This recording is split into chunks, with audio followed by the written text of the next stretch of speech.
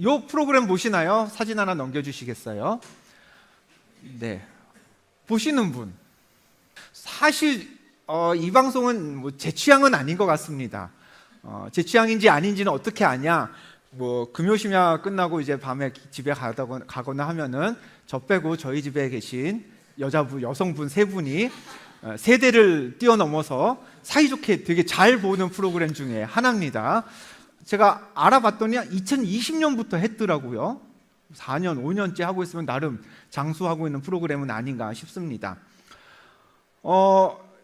누군가의 연애 이야기, 누군가의 러브 스토리, 왜 학교에서도 뭐 첫사랑 얘기 이런 거 하면 이제 수업 때 졸다가도 혹 하잖아요. 잠 깨고. 그런데 그 누군가가 사랑을 하는 이야기는 뭐 모두에게나 공통적으로 어느 정도의 이제 호감이 가는 이야기인 것 같습니다. 그러니 저런 프로그램도 있겠죠.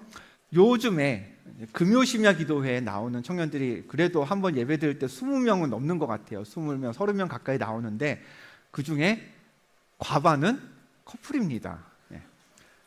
커플들이 이렇게 교제하면서 그렇게 금요심야를 와요. 얼마나 예쁜지 모르겠어요. 같이 기도하러 오는 모습이. 근데 저는 그러니까 예쁘게 보는데 와 대단하다 하고 보는데 이제 안내 서시는 권사님들, 장로님들의 관점은 조금 다르더라고요. 쟤는 누구예요? 쟤네 둘이 맞나요?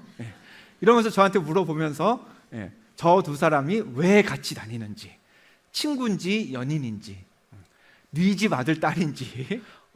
저도 뭐 여러분과 함께 신앙생활하고 여러분들과 함께 있는 목회자로서 여러분들의 연애가 관심을 안 둘 수가 없습니다. 그렇죠? 한번 물어보고 싶어요. 여러분, 청년의 시기에 제가 몇 가지 보여드릴 텐데 청년의 시기에 가장 중요한 게 뭘까요? 넘겨주세요. 내 커리어다, 학업, 직업적인 면에서, 아니면 신앙생활이다, 세 번째 연애와 결혼이다, 네 번째 어떤 경제적인 기초를 쌓는 작업이다. 여러분은 이 네 가지 중에 지금 여러분 20대, 30대 때 이때에 가장 중요한 게 뭐라고 생각하십니까? 뭐 같으세요?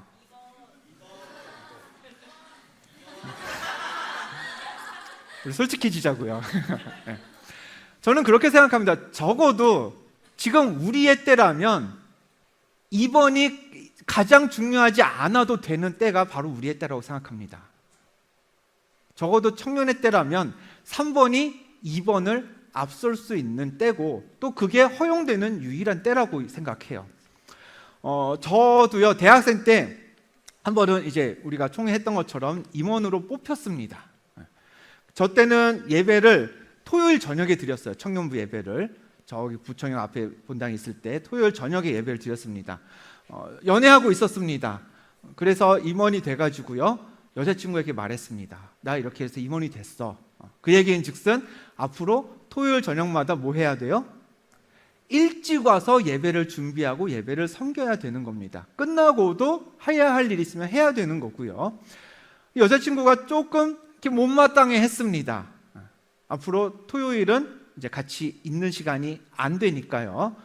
그래서 둘이 이야기를 하고 제가 담당 목사님을 찾아갔습니다. 찾아가서 이러이러한 이유로 못하겠습니다, 이야기를 했습니다. 그래서 그 해에 저 때문에 임원을 한번 다시 뽑았습니다. 여보, 내가 이 얘기 했던가 전에? 안 했어요? 헤어지길 잘했죠 그때. 네. 아내하고 만날 때는 아니에요. 적어도 그런 시기는, 그 시기는 지금 여러분의 시기는 교회보다 연애가 중요해야 되는 때입니다. 그게 이상하지 않은 때예요. 그만큼 우리에게 중요한 게 연애입니다. 그래서 오늘 여러분의 그런 연애에 조금 참견을 한번 해보려고 합니다. 그래서 어떻게 참견할까, 무슨 메시지로 참견할까 고민하면서 나름의 원칙들을 세워봤습니다. 그래서 제목을 이렇게 붙였습니다. 미라클 기둥교회 연애의 법칙. 자, 미라클 기둥교회 연애의 법칙 첫 번째는 이겁니다. 넘겨주시면 분홍색을 같이 읽어볼까요? 시작. 그리스도인답게 고백하세요. 그냥 고백이면 고백이지 그리스도인다운 고백은 뭐냐? 먼저 이걸 말씀드리고 싶어요, 여러분. 머뭇거리지 말고 결단해서 고백해야 합니다. 썸 타는 거 좋아요. 누군가를 알아가는 시간 분명히 필요합니다. 근데 지나치게 간만 보다 끝나는 사람들이 있어요. 이유는 더 알아가야 해서, 자신이 없어서, 아직 확신이 없어서. 근데 여러분 자신을 위해서도 그렇고요, 상대를 위해서도 그렇고요, 그 썸 타는 기간은, 알아가는 기간은 길 필요가 없습니다. 길어서 좋을 게 없을 것 같아요. 제가 단기성교 파송예배 때도 말씀드렸습니다. 그날 제목이 여호와의 군대였습니다. 애굽에서 이스라엘이 그냥 하나님의 백성, 하나님의 자녀라고 성경에 계속 기록돼요. 그러다가 갑자기 출애굽을 딱 해요. 6월절 지나고. 그 순간 성경이 이스라엘을 부르는 호칭이 바뀌어요. 뭘로? 여호와의 군대라고 갑자기 바뀝니다. 그 전까지, 하루 전까지만 해도 여호와의 백성, 자녀였는데 하루 후에 광야에 나가니까 갑자기 군대가 돼요. 그것처럼 우리는 인생의 관문들을요, 준비된 상태로 통과하는 게 아닙니다. 인생은 그렇지 않아요. 군대 마찬가지죠. 입대하기 전에 준비 다 하고 가는 게 아니죠. 일단 가서 준비가 됩니다. 훈련을 받습니다. 결혼 똑같을 거예요. 결혼에 모든 준비가 되어서 결혼하는 사람 없습니다. 결혼하면서 그때부터 남편과 아내와 모든 것들을 맞춰가는 거예요. 출산, 여러분들 난 이제 엄마가 될 준비가 완전히 됐어. 그때 하나님이 자녀를 딱 주실까요? 그러면 나이스게요. 준비됐다 할 때는 안 줄 수도 있고요. 준비가 되지 않은 것 같은데 하나님이 주시기도 하고요. 그때는 우리가 가늠할 수 없습니다. 사랑도 마찬가지예요. 고백한다라는 건요, 내 확신, 저 사람이 나의 짝이다라는 확신을 가지고 그 확신을 증명하는 때가 고백이 아닙니다. 고백은요, 내 돕는 배필을 이 사람이다라고 확정시키는 게 아니에요. 고백함으로써 연애를 시작해서 이 사람이 나의 평생 배필인지 아닌지를 그때부터 알아가는 겁니다, 여러분. 그러니까 고백할 때부터, 썸 탈 때부터 대단한 확신을 얻으려고 하지 마세요. 확신은 연애를 시작해서 그때부터 알아가는 겁니다. 두 번째, 그리스도인다운 고백은 뭐냐? 여러분, 다음 화면 넘겨주시면 거절을 존중할 줄 알아야 됩니다. 내가 결단했어요. 그래, 오늘이다. 오늘 내 마음을 고백하자. 고백했습니다. 상대가 나를 거절할 수도 있고 받아줄 수도 있는 거죠. 거절당했다. 그러면 그 거절을 존중하는 사람이 되어야 됩니다. 여기서 존중이 그럼 무슨 의미냐? 상대의 의견을 최종적인 것으로 받아들일 수 있어야 합니다. 내가 거절당했는데 상대의 생각을 바꾸기 위해서 뭔가 더 하지 마시라는 얘기예요. 고백했다? 근데 승낙을 받았어요? 아까 말했죠. 그 연애는 뭐예요? 그때부터 나의 이 불확실함, 저 사람에 대해 아는 걸까 내가 모르는 걸까, 감정은 있는데 아무것도 확실하지 않아요. 그런 것들을 하나하나 확실함으로 바꾸어가는 게 그때부터 이제 연애고요. 그때부터 이 사람이 내 배필인지 본격적인 고민이 시작되는 거고요.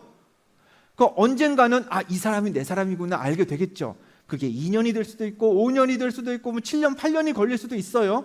근데 고백했는데 거절당했어요.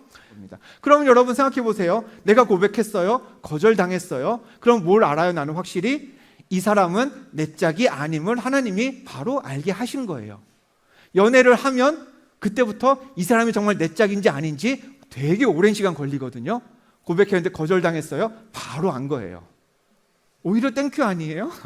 원고 준비하면서 거절당했으니 그럼 감사원금이라도 하세요라고 써려고 하다가 그건 너무 가혹한 것 같아서 뺐어요. 네. 거절당하셨으면 존중하세요. 그걸로 그냥 매듭 지어야 합니다. 그리고 여러분의 마음을 찾아줄, 받아줄 다른 사람에게 위해서 다시 출발해야 합니다. 그게 그리스도인다운 고백입니다. 자, 그렇게 고백을 했습니다. 연애를 시작하죠. 미라클 기독교 연애 법칙 두 번째는 이겁니다. 자, 따라 읽어볼까요? 분홍색 시작. 연애 중임을 어디 경찰서에 신고하라는 얘기 아니에요. 사람들에게 연애 중임을 공개하시라는 겁니다. 교회 안에서의 연애, 이런 염려들이 있을 거예요. 너무 교회는 소문이 빠른 곳이라 숨기는 게 좋지 않겠어요, 목사님? 이런저런 말들이 많아요. 제가 아까 얘기한 것처럼 권사님들도 보고요, 장로님들도 보고요, 말이 너무 많아요. 눈도 너무 많아요. 그러니 되도록 교회에서는 연애 안 하고 싶어요. 저는 그런 분들도 계시겠죠. 무엇보다 헤어지면 타격이 커요. 그러니 하더라도 은밀하게, 남들 모르게 조용조용히 하는 게 좋지 않겠습니까? 라고 생각하시는 분도 계실 겁니다. 저는 그 이야기들, 그런 염려들 충분히 이해가 됩니다. 근데 반은 맞고 반은 틀리다고 말씀드리고 싶어요. 교회 안에서의 연애, 분명히 헤어지면 타격이 있습니다. 근데 저는 반문하고 싶습니다. 헤어지고 타격 없는 연애가 연애일까요? 세상에 헤어지고 나서 타격이 없는 연애는 사랑하지 않을 때만 가능한 겁니다. 내가 정말 누군가를 사랑했다면 그 연애가 깨지면 반드시 큰 타격이 있어요. 그럼 보세요. 연애 후에 타격이 있습니다. 교회에서도 있어요. 그러면 이별 후에 그 연애의 이별의 타격을 줄이기 위한 해법이 뭐여야 될까요? 연애하다가 헤어지면 타격이 있으니 그 타격을 줄이기 위해서 몰래 연애하는 게 맞아요? 아니면은 타격을 줄이기 위해서 우리가 연애할 때 선을 지키면서 예쁘고 건강하게 연애하는 게 맞을까요? 타격이 있으니 몰래 해야 된다, 소문나지 않게 해야 된다는 건 저는 접근 방법이 애초에 잘못된 거라고 생각합니다. 그 타격은 그렇게 해서 줄어드는 게 아니에요. 이별했을 때의 아픔을 줄이기 위해서는 서로가 서로를 존중하면서 깨끗하고 건강하고 하나님 앞에 사람 앞에 부끄러움 없이 연애하는 게 맞는 겁니다. 맞습니다. 교회는 소문도 빠르고 말도 많습니다. 그러면 하고 있는 연애를 숨기면 말이 안 돌까요? 아니요. 소문이란 건요, 사실 확인이 안 될 때 훨씬 빨리 돕니다. 사실을 정확히 알 수 없을 때 막 몸짓을 불려가지고 눈덩이처럼 커져서 소문은 돌아다닙니다. 그래서 연예인들, 정치인들 어떻게 해요? 문제 일으키면 제일 나은 게 뭐예요? 재빨리 인정하고 사과하는 게 가장 현명한 거예요. 저도 아내와 교회에서 만났습니다. 교제를 시작할 때 저는 RG 중고등부의 전도사였고요. 저희 아내는 RG에 제가 이제 같이 사역하는 부서의 교사로 있었습니다. 근데 그 다른 선생님 한 분이 어느 날 저한테 전화를 주셨어요. 전화에서는, 그땐 전도사님이었죠. 안 전도사님, 혹시 만나는 분 계십니까? 그러시더라고요. 이유인즉 자기가 꼭 소개시켜주고 싶은 사람이 있대요. 제 기억으로 저희가 그 통화를 아내하고 같이 있을 때 받았던 것으로 기억해요. 되게 오래전에 불확실하긴 한데 같이 있을 때 받았던 걸로 기억합니다. 제가 만나는 사람 있습니다 라고 하면서 감사하지만 괜찮습니다 라고 거절을 했어요. 그리고 조금 얼마 있다가 제가 아내와의 교제를 이제 다른 분들에게, 그 중고등부에 있었으니까 제가 전도사고 다른 선생님도 계셨겠죠, 말씀을 다 드렸습니다. 그때 전화 주셔서 저한테 소개시켜 줄 사람이 있다고 했던 그 선생님께서 그러시더라고요. 자기가 다리 놔주려고 했던 사람이 제 아내였대요. 이러면 나름 천생연분 아닌가요? 근데 여러분 생각해 보세요. 남들한테 숨기면서 연애하면요, 어디 가서 나 만나는 사람 없어 라고 얘기할 겁니다. 그렇죠? 그러면은 그 사람한테 소개시켜 주려는 사람도 있을 겁니다. 심지어 대쉬하는 사람도 있을 거예요. 그리고 그게 교회 아니라면 그 대쉬받고 소개시켜 주려는 사람의 그 광경을 내 실제 연인이 또 보고 있게 되고 알게 될 겁니다. 여러분, 이거 불필요한 감정이 너무 많이 소모되는 거예요. 오해가 생길 여지도 굉장히 많습니다. 그러니 여러분이 이 교회 안에서 연애하신다면 그 연애함을 신고하고 그냥 공표하시길 바래요. 그럼 어디 신고하냐, 어떻게 말해야 되냐, 그냥 이렇게 출발하면 될 것 같습니다. 다음 화면 넘겨주시면요, 기도받고 연애 시작하세요. 이게 가장 아름답고 바람직한 여러분의 신고 방법이라고 저는 생각합니다. 앞서도 말씀드렸습니다. 청년의 때에는 예배보다 그 이상의 것을, 우리는 연애를 그 이상의 것으로 여겨도 되는 때라고 했어요. 그만큼 예배보다 중요할 수 있는 게 연애라면 여러분, 그 귀한 연애를 기도하면서 시작해야 하는 게 맞지 않겠습니까? 그런 생각도 해봤습니다. 축복의 시간 100초 때, 자, 오늘 생일이신 분, 주중에 입사하시면 무슨 말 하는지 아시는 거죠? 입사하고 퇴사하시면 주중에 1일 시작하신 커플 계세요? 하면 일어나면 축하해 줄까?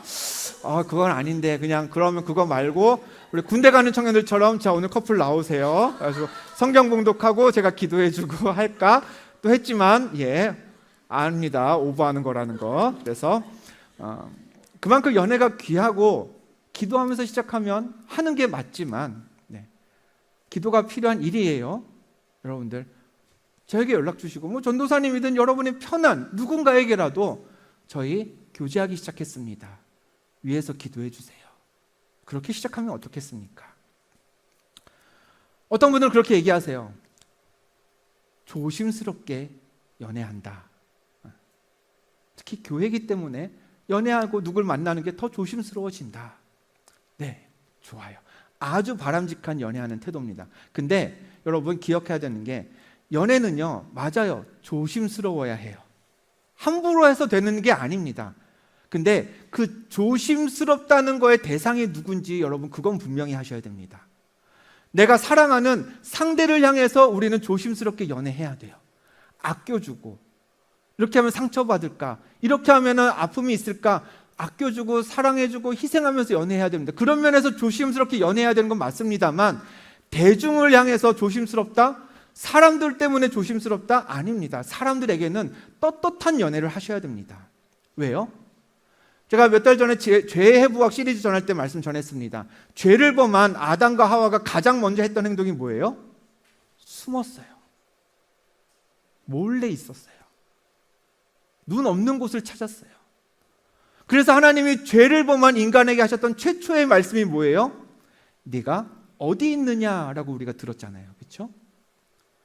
조심스럽게 연애한다 해서 그 조심스럽게가 남 모르게 연애하는 거라면 여러분 기억하셔야 됩니다. 그건 죄가 있을 때 나타나는 가장 첫 반응이에요. 죄가 생겨도 나중에 불편하지 않기 위한 가장 쉬운 작업이 남들 몰래 하는 거예요.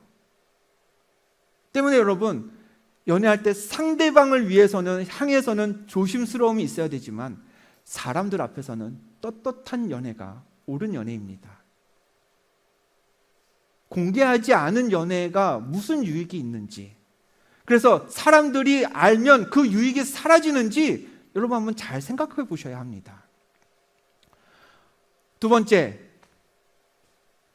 공개된 커플에 끼어들지 말아야 합니다. 연애 중인 커플을 축복하는 것, 이건요, 목회자만의 몫이 아닙니다. 저에게 기도해달라고 해서 왔어요. 기도해드렸습니다. 복을 빌어주었습니다. 그걸로 이제 교회가 해줄 수 있는 모든 커플을 향한 축복이 끝일까요? 아니요. 우리 주변의 모두가 그 커플을 축복해 주어야 합니다. 보세요. 마태복음 18장 20절에 예수님이 이렇게 말씀하셨어요. 두세 사람이 내 이름으로 모이는 곳에는 나도 그들 중에 있느니라. 두세 사람이 예수님의 이름으로 모이면 예수님이 거기 계신댔어요. 예수 믿는 남자와 예수 믿는 여자가 교제해요. 데이트를 해요. 그럼 예수님이 그 교제 가운데에도 계신다는 얘기예요. 사람 둘이 모이고 예수님이 계시네요. 그럼 여러분 이건 뭐예요? 교회입니다. 교회예요. 예수 이름으로 사람이 모여 있으면 그건 교회입니다. 그런데 거기에 누군가가 끼어든다? 누군가가 끼어들어서 분열을 만든다? 그건 교회를 분열하는 것과 동일합니다. 그리고 가장 중요한 거, 세 번째, 같이 읽어볼까요? 시작. 그러나 연애는 결혼이 아님을 기억해야 합니다. 목사님한테 기도받고 연애하면 다 결혼할까요? 좀 그러면 좋겠네요. 제가 기도해 준 사람은 다 결혼했으면. 근데 아닐 겁니다. 연애는 연애예요. 헤어질 수 있는 게 연애입니다. 지난주 중에 수능을 치렀습니다. 대학 입시 진행 중이죠. 여러분, 입시 어떤가요? 수시도 떨어졌다가 다시 정신없고, 정시도 떨어졌다가 뭐 계획 같지 않아가지고 또 이듬해 또 하기도 하고. 여러분, 그게 부끄러운 게 아닙니다. 우리 청년의 때에 학업에, 직업에 여러 번 도전해서 낙방하지만 다시 일어나서 또 도전한다는 건 부끄러운 일이 아니라 오히려 격려해주고 박수 받아야 할 일이에요. 낙심하지 않고 실망하지 않고 다시 도전하는 건 아름다운 모습입니다. 직장도 그렇잖아요. 서류 붙었다 떨어지고, 최종까지 갔다가 또 떨어지고, 그래도 멈추지 않고 다시 지원하고, 대단한 청년 아닌가요? 우리가 연애에 대해서도 마찬가지로 받아들여야 한다고 생각합니다. 모든 연애는요, 그 자체가 최종 목적이 아닙니다. 말씀드렸죠? 짝을 찾아가는 과정이라고 했어요. 그러니 더욱 실패해도 두려워할 필요가 없습니다. 부끄러워하지 말아야 해요. 목사님한테 기도까지 받고 시작했는데 이거 헤어져도 되는 거야? 되죠. 왜 안 되겠어요? 기도 받고 시작했으면 헤어진 후에 기도 받고 끝내면 되는 겁니다. 같이는 못 오겠죠. 헤어졌으니. 그럼 따로라도 와서 이 상황을 이겨낼 수 있도록, 다시 시작해도 더 멋진 연애할 수 있도록 기도 받고 끝내세요. 단 그렇게 기도로 시작해서 기도로 끝낼 수 있는 연애가 되려면, 반복해서 말씀드립니다. 여러분, 서로에게 떳떳하고 서로에게 조심스러워야 됩니다. 오늘 우리가 읽은 말씀이 있어요. 사도행전 15장 말씀. 되게 한참 전에 읽은 것 같죠? 내용 하나도 기억나지 않을 것 같아서 한번 다시 읽으려고 합니다. 사도행전 15장 36절에서 41절 제가 쭉 읽어드릴게요. 화면으로 보고 따라오세요. 며칠 후에 바울이 바나바더러 말하되 우리가 주의 말씀을 전한 각 성으로 다시 가서 형제들이 어떠한가 방문하자 하고, 바나바는 마가라 하는 요한도 데리고 가고자 하나 바울은 밤빌리아에서 자기들을 떠나 함께 일하러 가지 아니한 자를 데리고 가는 것이 옳지 않다 하여 서로 심히 다투어 피차 갈라서니 바나바는 마가를 데리고 배 타고 구브로로 가고 바울은 실라를 택한 후에 형제들에게 주의 은혜의 부탁함을 받고 떠나 수리아와 길리기아로 다니며 교회들을 견고하게 하니라 라고 했습니다. 이게 연애랑 무슨 상관일까요? 도대체 상관이 있어요. 자, 바울이 있고 바나바가 있습니다. 둘이 이미 한번 전도여행을 한번 다녀왔어요. 우린 그걸 바울의 1차 전도여행이라고 합니다. 근데 그 1차 전도여행은 바울 혼자 간 게 아니라 바나바와 같이 갔던 여행이었습니다. 그리고 이제 2차 전도여행을 또 한번 둘이 같이 준비합니다. 그런데 둘의 생각에 차이가 생깁니다. 바나바는 마가라고 하는 사람 데려가자. 바울은 no, 안 됩니다. 이유가 있어요. 1차 전도여행 때 같이 갔었다가 마가가 무슨 이유인지, 이유는 성경에 나와 있지 않아요. 무슨 이유에서인지 중도 하차했어요. 이미 한번 바울의 입장에서 실패한 겁니다. 그렇기 때문에 바울은 데려가면 안 돼요. 그 사람 또 오래 못 가고 또 중도 하차할 거예요. 바나바는 그래도 한 번 더 기회를 주자. 여러분, 누가 맞아요? 여러분이라면 어떻게 하시겠습니까? 두 사람의 결론이 이거였습니다. 39절, 요건 같이 읽어볼까요? 시작. 서로 심히 다투어 피차 갈라섰다 그랬어요. 심히 다투었대요. 대판 싸웠나 봐요. 그래서 아예 갈라섰습니다. 화해가 불가능해요. 끝났어요, 둘은. 근데 인상적인 구절은 이겁니다. 41절 말씀입니다. 수리아와 길리기아로 다니며 교회들을 견고하게 하니라. 여러분, 두 전도자가 갈라섰습니다. 그런데 갈라서서 뭘 해요? 교회들을 견고하게 해요. 다툰 건 사실입니다. 화해하지 못했어요. 다시는 하나 되지 못했어요. 그래서 계속 헤어진 채로 지냈는데 뭐는 변하지 않아요? 사명은 변하지 않고 있습니다. 여러분, 이 말씀을 이렇게 해석할 수도 있을 거예요. 그래, 교회 안에서 연애하지. 근데 헤어질 수도 있어. 헤어지더라도 교회는 떠나지 마. 제가 하고 싶은 얘기는 단순히 그게 아닙니다. 교회 떠나지 말라는 얘기가 아니라 우리가 이 말씀을 잘 봐야 돼요. 바울과 바나바가 헤어졌지만, 갈라섰지만 사명대로 일하니까 뭐가 있었어요? 열매들이 생겼잖아요. 사역의 열매들이. 그렇죠? 그 얘기인즉 두 사람이 다퉜지만 거기에는 죄가 없었다라는 이야기입니다. 폭력을 썼든지 서로를 비방했든지 이런 죄가 없이 깨끗하게 흩어졌다는 얘기예요. 그렇기 때문에 둘이 어디 가서 무슨 일을 해도 그 사이에 열매가 맺힌 거지, 여러분 죄를 범하면서 막 악의를 품고 서로를 해하면서 헤어졌으면 결코 그 사람들의 사역에서는 열매가 맺히지 않습니다. 사역에 열매가 맺혔다는 것, 그 사역 때문에 있었던 다툼에 적어도 죄가 없었다라는 뜻입니다. 같은 원리가 우리의 연애에도 적용되어야 합니다. 여러분, 사랑하다가 싸울 수 있어요. 다툴 수 있어요. 헤어질 수도 있어요. 그러나 여러분의 그 다툼과 헤어짐에 죄는 없어야 합니다. 연애하면서 거짓말하지 마세요. 말로, 손과 발로 폭력 행하지 마세요. 상처 주는 그 무엇이라도 있어서는 안 됩니다. 연애하는 동안 서로의 신앙을 세워주고 헤어져도 여전히 하나님 앞에 부끄러움 없는 연애가 되어야 여러분 헤어져도 깨끗할 수 있습니다. 아까도 얘기했죠. 아내와 제가 교제할 때 저는 전도사였습니다. 사역하면서 교회 안에 여자친구를 두고 일하는 게 그러면서 이런 생각이 없었다고는 못할 것 같아요. 이런 생각이죠. 이 연애에 실패하면, 내가 만약 저 여자랑 헤어지면 이거 내 사역도, 이 교회에서의 내 사역도 장담할 수가 없겠구나. 자연스럽게 생각할 수밖에 없습니다. 그런데요, 그렇다고 제가 교회에서 잘릴까 봐 연애에 성공해서 결혼했을까요? 아니에요. 그만큼의 책임이 저한테 있는 거예요. 이 연애는 꼭 성공하고 싶다.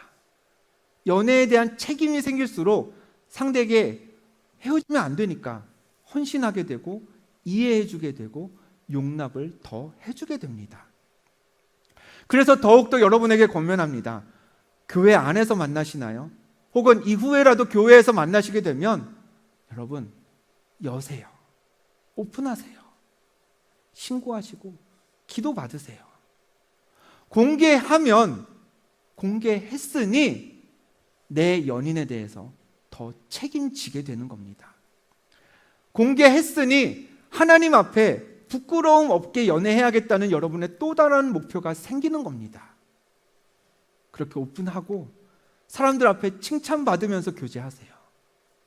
헤어졌을 때 서로 다른 인생을 살겠지만 믿음은 변치 않도록, 그리고 각자의 일에서 오늘 본문처럼 바울과 바나바처럼 각자 주어진 열매들을 맺을 수 있도록 도덕적으로, 신앙적으로, 또 성적으로 신뢰를 잃지 말고 연애하는 여러분이 되기를 축복합니다. 우리가 누군가요? 예수 믿는 그리스도인입니다. 그리스도인이 누군가요? 죽음이 끝이 아니라 영원한 하나님의 나라가 있음을 믿는 사람들이죠. 즉 천국에 대한 소망이 우리 안에 있어야 우리가 그리스도인입니다. 즉 그리스도인은 끝을 염두에 두고 사는 사람입니다. 신앙 없는 사람한테 어르신 천국 가셔야죠 이러면 뭐라 그래요? 야, 뭐 나 지금 죽으라는 거냐, 재수 없게, 뭐 그러실 수도 있겠죠. 근데 우리한테는 그게 욕이 아니잖아요. 저주가 아니잖아요. 천국 가세요. 아멘 합니다. 우리는. 그렇죠? 네. 즉 우리에게는 끝에 일어날 일, 그게 소망이 되는 거예요. 저주가 아니고 재수 없는 게 아니고 죽음이라는 게 있기 때문에 우리는 이 땅에서의 삶을 더 기름지고 영화롭게 살아가는 사람들입니다. 저 끝에 무엇이 있는지 알기 때문에 우리는 이 순간에서, 이 땅에서 낙심할 일이 있어도 멸망하지 않고 소망을 여전히 품고 사는 사람이고요. 내 마음대로 즐기면서 그냥 다 좋은 게 좋은 거더라고 사는 게 최선의 삶이 아닌 걸 알고 절제하면서 조심하면서 살아가는 인생을 만들어가게 됩니다. 즉 그리스도인은 끝을 염두에 두기 때문에 지금 내 삶이 영화로워지는 삶이 되는 건데요. 똑같다고 생각합니다. 연애할 때도 끝을 염두에 두세요. 헤어질 수 있는 게 연애임을 꼭 기억하시길 바랍니다. 뭐야, 우리 헤어지라는 거야 지금? 기분 나빠. 그게 아니라는 거죠.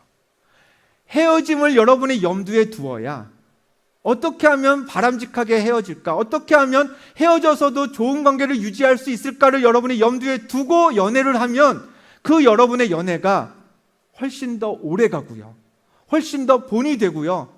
훨씬 더 조심스러워지고 아름다운 연애가 될 것입니다.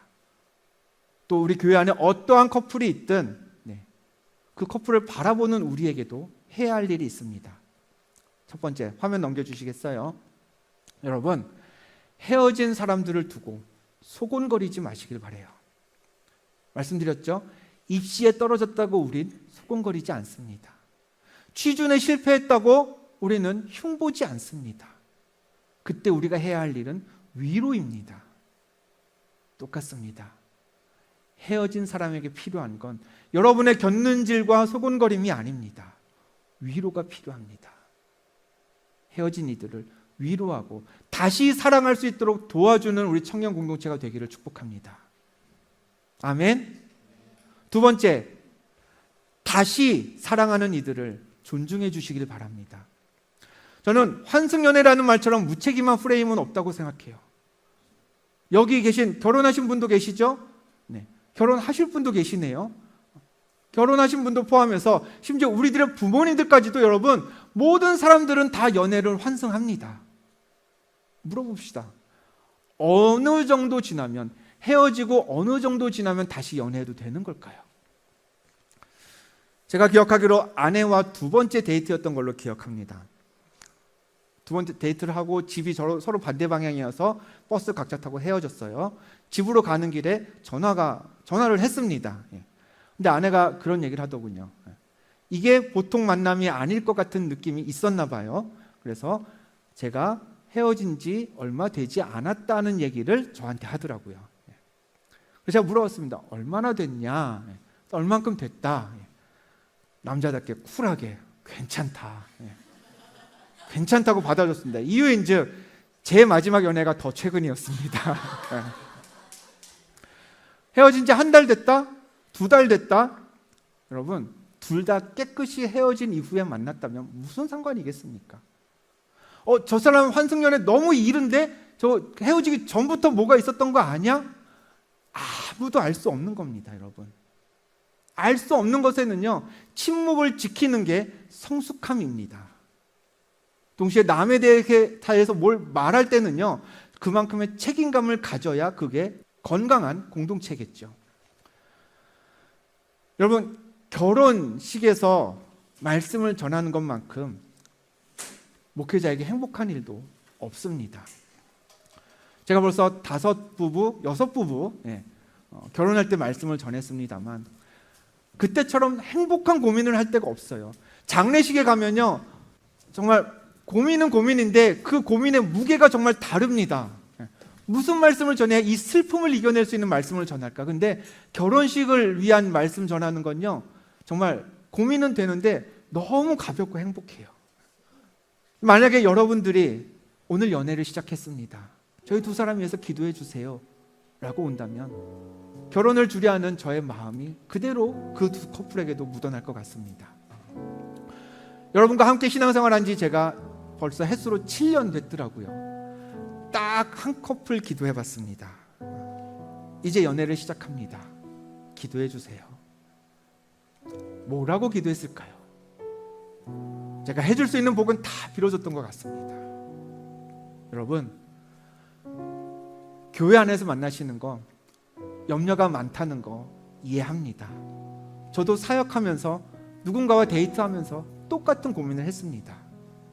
그런데 공개하는 게 더 좋습니다. 그냥 뭐 이런저런 말씀과 논리를 떠나서 그냥 경험해본 한 사람으로서 여러분에게 말씀드리고 싶습니다. 그게 맞습니다. 공개하시고 같이 금요심야도 오세요. 기도 같이 하세요. 그리고 서로 책임감 있게 연애합시다. 그리고 그 연애를 바라보는 우리 미라클 기둥 공동체가 소곤거림은 줄이고 서로를 존중할 수 있는 커플들을, 연애하는 사람들을 존중해 줄 수 있는 그런 성숙한 공동체가 되기를 축복합니다. 학업도 실패하잖아요. 직장도 실패하잖아요. 실패가 이상하지 않은 게 지금 우리 청년의 때입니다. 사랑도 마찬가지입니다. 사랑도 실패할 수 있음을 알고 위로하고 또 다시 시작한다면 축복해 줄 수 있는 그런 성숙한 믿음의 공동체 되기를 주님의 이름으로 간절히 축원합니다.